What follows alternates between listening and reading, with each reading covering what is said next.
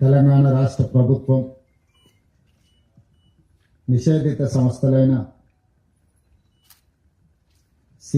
CPI Maoist నక్సలైట్లను ఆయుధాలను అడవిని వదిలి జనజీవన స్రవంతిలోకి రండి అని పిలుపునివ్వడం ద్వారా ఈరోజు చాలామంది నక్సలైట్లు తమ ఆయుధాలతో సహా రాష్ట్ర ప్రభుత్వం ముందు, తెలంగాణ ఉన్నతాధికారుల ముందు లొంగిపోవడం జరిగింది. ఈ కార్యక్రమంలో ప్రధానంగా తెలంగాణ డీజీపీ శివధర్ రెడ్డి గారు, ఐజీ సుమతి గారు, బ్రాండ్ అడిషనల్ డీజీ అనిల్ కుమార్ గారు, additional DG intelligence Vijay Kumar గారు, వివిధ హోదాలలో ఉన్న పోలీసు అధికారులు ప్రత్యేకమైన కృషి చేసి నక్సలైట్లకు ఒక నమ్మకాన్ని కలిగించి ఈ ప్రభుత్వము వాళ్ళ ప్రాణాలకు ఎలాంటి హాని కలగకుండా వాళ్ళ ఆరోగ్య భద్రత విషయంలో, ఆర్థిక వెసులుబాటు విషయంలో, జనజీవన స్రవంతిలో కలిసిన తర్వాత వాళ్లకు జీవించడానికి అవసరమైన వసతులను ఏర్పాటు చేయడంలో ప్రభుత్వం సంపూర్ణంగా సహకరిస్తుంది. ప్రభుత్వం వాళ్ళను ప్రత్యేకంగా గుర్తిస్తుంది అని ఒక నమ్మకం కలిగించి ఈనాడు ఈ 130 మంది నక్సలైట్ల సరెండర్ కార్యక్రమంలో ఈ అధికారులు ప్రత్యేకమైన కృషి చేసిండ్రు. ముఖ్యంగా శివధర్ రెడ్డి గారిని, ఐజీ సుమతి గారిని తెలంగాణ రాష్ట్ర ప్రభుత్వం తరఫున నేను అభినందిస్తున్నాను. ప్రపంచంలో ఎక్కడైనా శాంతియుత మార్గాల ద్వారానే ప్రజా సమస్యలకు పరిష్కారం దొరుకుతుందని బలంగా విశ్వసించే దేశము భారతదేశం. రవి అస్తమించని సామ్రాజ్యం ఉన్న బ్రిటిషర్స్కు వ్యతిరేకంగా మహాత్మా గాంధీ గారు శాంతియుతమైన పోరాటం ద్వారా ఒక యుద్ధాన్ని గెలవడమే కాకుండా ఒక దేశానికి స్వతంత్రాన్ని అందించిన గొప్ప చరిత్ర కలిగిన దేశం భారతదేశం. హింసతో,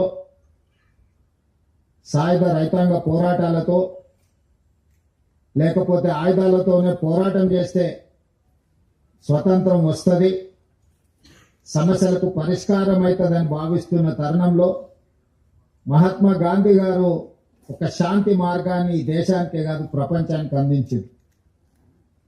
ఎంత పెద్ద సమస్యకైనా చర్చలే పరిష్కారం.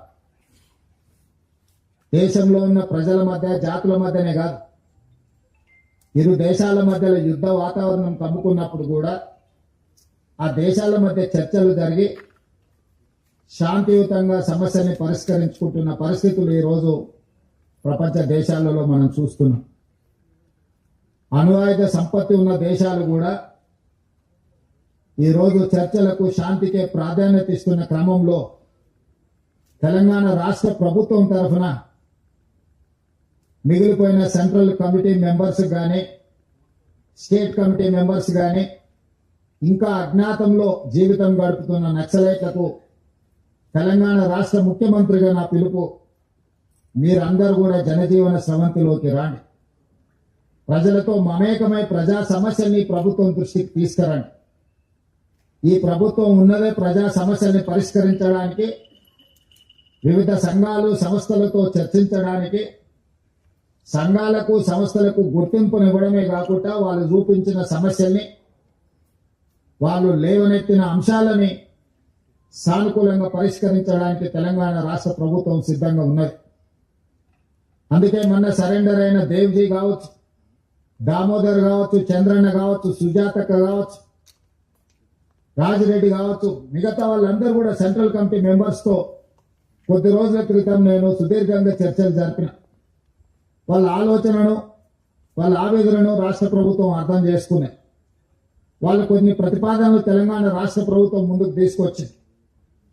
ఈ రోజు మేము మిగతా సెంట్రల్ కమిటీ మెంబర్స్తో కానీ గణపతితో సహా ఈరోజు ఇంకా అజ్ఞాతవాసంలో జీవిస్తున్న కీలకమైన నక్సలైట్లకు మేము సమాచారాన్ని చేరవేస్తాము.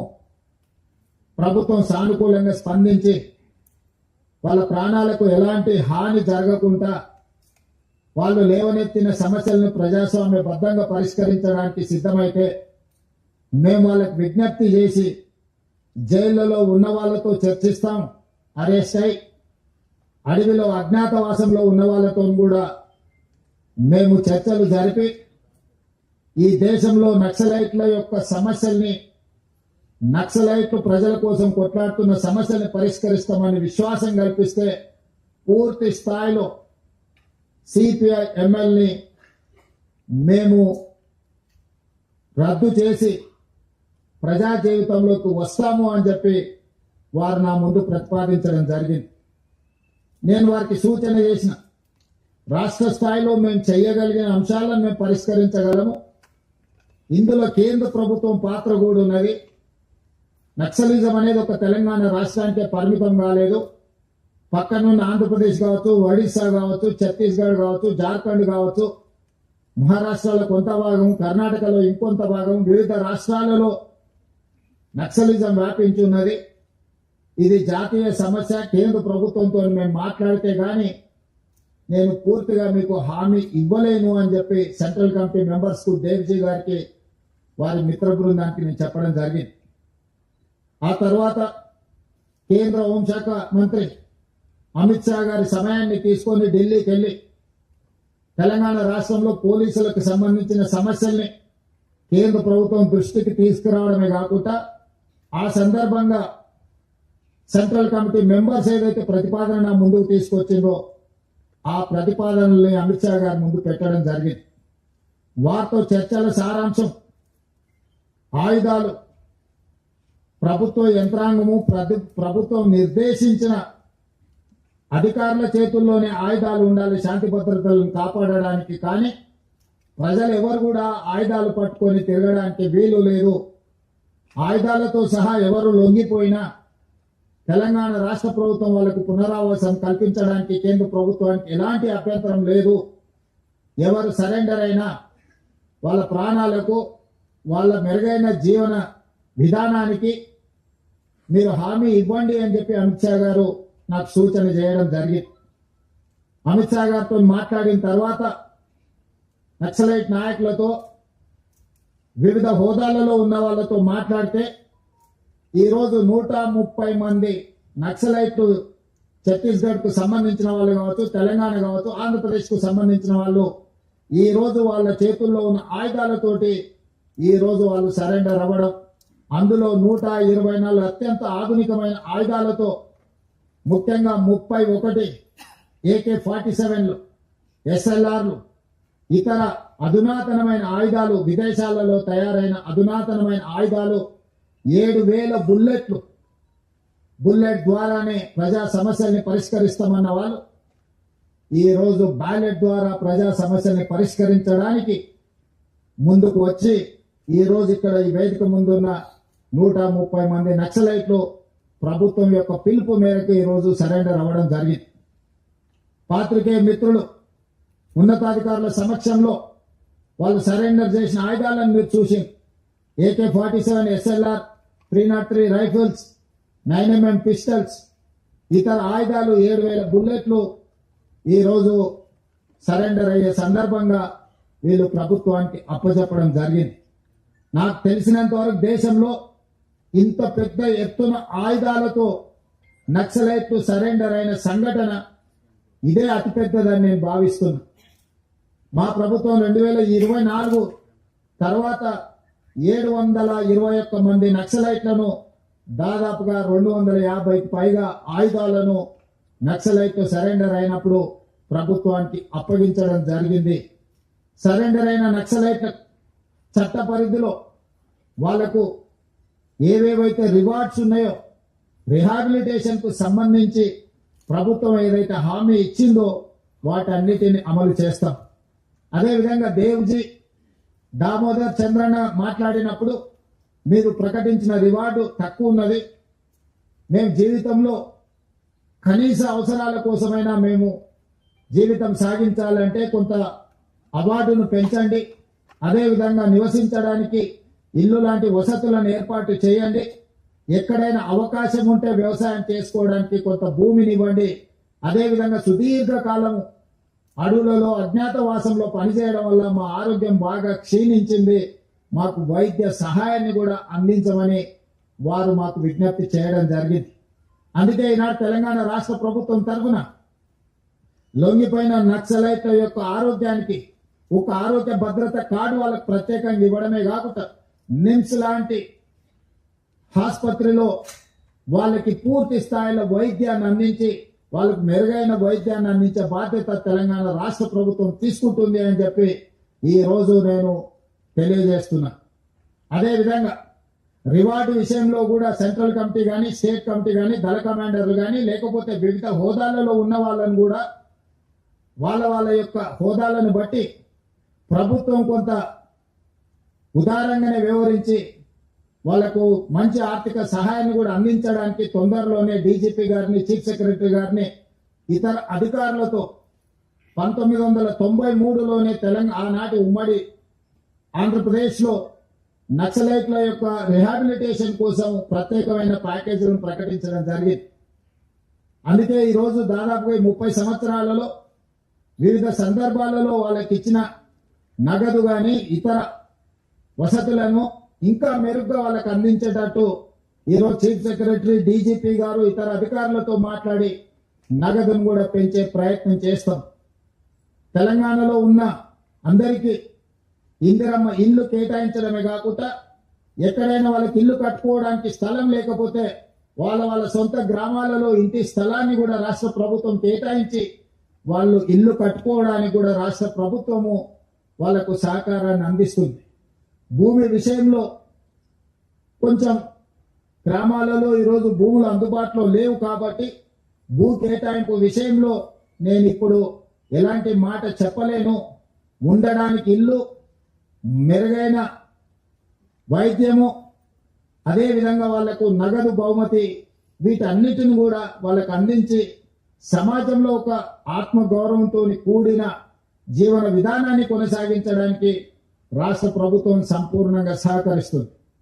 ఇవన్నీ ఏర్పాటు చేసే ముందు రాష్ట్ర ప్రభుత్వం చెబుతున్న ఒకే ఒక అంశం, ఈ రాష్ట్రంలో హింస కుదరదు, హింస ద్వారా సమస్యలకు పరిష్కారం దొరకదు, హింసకు పాల్పడిన ఆయుధాలను తమ చెంత పెట్టుకున్న చట్టపరంగా ప్రభుత్వం వ్యవహరిస్తుందని అమిత్ షా గారు చెప్పడం జరిగింది.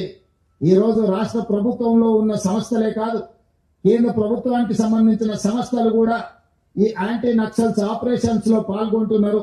వీళ్ళకి సంబంధించిన సమాచారాన్ని కూడా ఎన్ఐఏ లాంటి సంస్థలు సంక్షిప్తంగా ఎక్కడికక్కడ సమాచారాన్ని సేకరిస్తున్నారు. ఆ సంస్థలు కూడా కఠినంగా వ్యవహరిస్తాయి. కాబట్టి ఈ రోజు అజ్ఞాతవాసంలో ఉన్న నక్సలైట్లకు నా సూచన, విజ్ఞప్తి, నా పిలుపు ఒక్కటే, మనమందరం ప్రజాస్వామ్యంలో ప్రజాస్వామ్యబద్ధంగా ప్రజా సమస్యల్ని పరిష్కరించుకుందాం. తెలంగాణ రాష్ట్ర ప్రభుత్వం ఎల్లవేళలా మీతో చర్చించడానికి సిద్ధంగా ఉంది. అందుకే ఆయుధాలతో సహా మీరు ఈ రాష్ట్ర ప్రభుత్వం యొక్క పిలుపు మేరకు మీరు సరెండర్ అవుతే అన్ని రకాలుగా తెలంగాణ రాష్ట్ర ప్రభుత్వం మీ బాగోగులను చూసుకుంటుంది. కేంద్ర ప్రభుత్వానికి కూడా నేను విజ్ఞప్తి చేసిన, అమిత్ షా గారు కూడా తెలంగాణ రాష్ట్ర ప్రభుత్వానికి స్వేచ్ఛ ఇచ్చిందో, ఆరోగ్యం విషయంలో, ఆర్థిక వెసులుబాటు విషయంలో, నివసించడానికి ఇంటి స్థలము, ఇల్లు నిర్మాణానికి ఆర్థిక పరమైన సహాయంలో కూడా మమ్మల్ని స్వేచ్ఛగా ముందుకు వెళ్ళమని అమిత్ షా గారు చెప్పిండు మొన్న జరిగిన చర్చల సందర్భంగా. అందుకే కేంద్ర ప్రభుత్వం సూచన మేరకు తెలంగాణ రాష్ట్ర ప్రభుత్వం విజ్ఞప్తి చేస్తుంది, ముప్పాలపు లక్ష్మణరావు గారు అలియాస్ గణపతి గారితో సహా, ఎందుకంటే కొండపల్లి సీతారామయ్య గారి తర్వాత నక్సలిజంలో అంత గుర్తింపు, ప్రజల యొక్క గుర్తింపు ఉన్న వ్యక్తి గణపతి గారు. 75 సంవత్సరాల పైగా వారి వయసు ఉండొచ్చు, వారి ఆరోగ్య పరిస్థితి కూడా బాగలేదని మా అధికారులు నాకు చెప్పడం జరిగింది. వారి ఆరోగ్యానికి, వారి ప్రాణానికి వారు సరెండర్ అవుతే తెలంగాణ ప్రభుత్వం పూర్తిగా రక్షణ కల్పిస్తుంది. వారితో సహా సెంట్రల్ కమిటీ కానీ స్టేట్ కమిటీ కానీ వివిధ హోదాలలో అజ్ఞాతవాసంలో ఉన్న నక్సలైట్లను జనజీవన స్రవంతిలోకి రాండి అని చెప్పి తెలంగాణ రాష్ట్ర ప్రభుత్వం పిలుపు ఇస్తుంది. ఈ పిలుపు ద్వారా ఒక మంచి పరిణామం తెలంగాణ రాష్ట్రంలో జరగాలి. ఈరోజు సాధించుకున్న తెలంగాణను పునర్నిర్మించుకుందాం. మీరందరూ కూడా జనజీవన స్రవంతిలోకి రాండి. తెలంగాణ పునర్నిర్మాణంలో భాగస్వాములను కాండి. గ్రామీణ ప్రాంతాలలో, తండాలలో, గూడాలలో, మారుమూల పల్లెల్లో, అటవీ ప్రాంతంలో ఉన్న గిరిజనుల యొక్క హక్కులను, అక్కడ వాళ్ళ ఆర్థిక స్తోమతను పెంచడానికి ఈ ప్రభుత్వం కట్టుబడి ఉన్నది. ఈ ప్రభుత్వం అన్ని వసతులను ఏర్పాటు చేస్తుంది. కాబట్టి సరెండర్ కావాల్సిందిగా, ఆయుధాలను చెప్పాల్సిందిగా ప్రభుత్వం ఇచ్చిన పిలుపుతో మీరు ముందుకు వస్తారని మా ప్రభుత్వం ఆశిస్తున్నది. आज पत्रकार